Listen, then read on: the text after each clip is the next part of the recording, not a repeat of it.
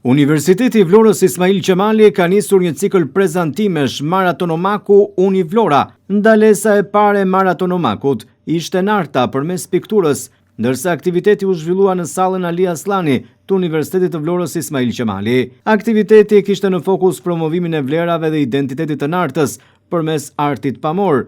Morën pjesë në këtë aktivitet shumë intelektual të qytetit, njerëz të artit, shkrimtar, poet, por edhe pedagoge student. Vaso Pata solli në këtë aktivitet një këndvështrim artistik mbi nartën përmes pikturës nga piktori Edi Kojani. Rektori i Universitetit të Vlorës Ismail Qemali Aurela Seliaj, duke përshëndetur në këtë aktivitet, tha se ky është një moment shumë personal për të, edhe për shkak të origjinës që ka nga narta. Ky cikël prezantimesh titullohet Maratonomaku Uni Vlora, synon që të flasi për historinë tërësore të vendbanimeve të ndryshme në qytetin e Vlorës, po edhe më gjerë në gjithë rajonin ton, dhe fillojmë sot duke prezantuar disa nga veçoritë karakteristike të identitetit të një komuniteti teje të veçantë që ndodhet në periferi të Vlorës. Ky prezantim, ky udhtim për mua është pa diskutim një moment shumë personal, përveç diskutimit edhe nismës institucionale që jemi duke prezantuar sot, sepse siç e dini, unë kam origjinën nga ai vend, po jo thjesht sepse kam origjinën. Jam rritur me kulturën e atij vendi dhe unë besoj që jam në gjendje ta vlerësoj diçka më tepër se sa banorët e fshatit, banorët e nartës, pikërisht sepse nuk kam banuar për një kohë të gjatë aty. Por duke vajtur, duke jetuar, duke u rritur në një komunitet tjetër, të themi me norma, me kulturë, me identitet tjetër, sa herë veja, sa herë kaloja kufirin dhe futesha në atë fshat, sa herë takoja njerëzit, venin për ritualet, për festat e ndryshme, për dasmat, më duket sikur futesha në një realitet magjik, sepse komuniteti është shumë i veçantë. Tani, ky komunitet, në origjinën e tij, në vendin e tij të origjinës, sigurisht nuk do kishte asnjë gjë të veçantë e bën fakti dhe të rrallë e bën fakti që ndodhet në një komunitet më të madh që karakterizohet nga disa tipare të tjera kulturore. Përshëndeti aktivitetin edhe kryetari i shoqatës Narta, Aleksandër Zoga.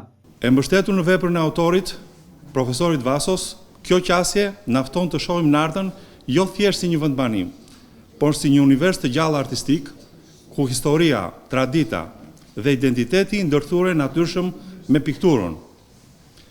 Përmes shtëpive, rrugicave, kishave, aromave, shijeve dhe portreteve njerëzore, ne, nëpërmjet këtij libri, do të zbulojmë një realitet që të kalon kohën dhe mbetet i gjallë në kujtesën tonë kolektive.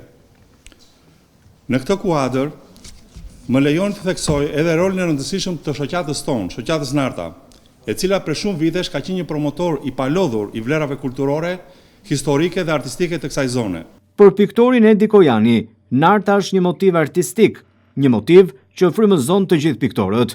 Ky kombinim i dritës, natyrës, por edhe traditës është një studio natyrore për piktorët. Narta nuk është thjesht një vend, por një motiv artistik. Nuk ka fshat në Shqipëri që të ketë motivuar kaq shumë piktor si Narta. Ka qenë ky fakt kaq interesant që të lindte ideja e librit Narta përmes artit pamor. Kush tjetër përveç një nartioti, kush tjetër përveç se Vaso Patës që ka kohë të gjatë që shoqërohet me piktorët, që koleksionon vepra arti dhe që ka shkruar për ta. Ky libër vjen si një vepër arti më vete rreth nartës, duke sjellë atë si një shtresëzim të mrekullueshëm vlerash.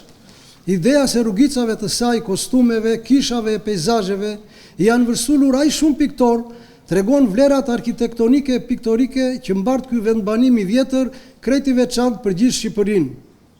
Kjo e veçantë e këtij vendbanimi është vendosur në shkëlqimin e veprave të artit. Është shkruar për nartën, por ky libër e shikon dhe e pasqyron krejt ndryshe, duke dhënë imazhet piktorike të saj prej autorëve të ndryshëm nga më të vjetrit dhe deri tek më të rinjt. Vetë autori i librit, Vaso Pata, thotë se me këtë vepër promovon vlerat jo vetëm të një fshati, por edhe më gjerë. Sipas tij, Narta është një urlidhëse midis Greqisë dhe Shqipërisë. Diçka e mirë menduar që promovon vlerat jo vetëm të një fshati, po promovon vlerat me një krajinë të Vlorës, për një krajinë më gjerë kështu. Dhe këto janë gjëra të mira, sepse në rastin konkret Narta nuk është vetëm ka pas mendimin atëre që janë grekta. Jo, Narta ka qenë një urë lidhëse midis Greqisë dhe Shqipërisë. Ne kemi qenë shumë afër Vlorës dhe kemi dashur shumë Vlorën. Ka qenë vërtet një urë lidhëse. Dhe duhet jetë kështu. Nuk ka pse të bëhet njëri xheloz.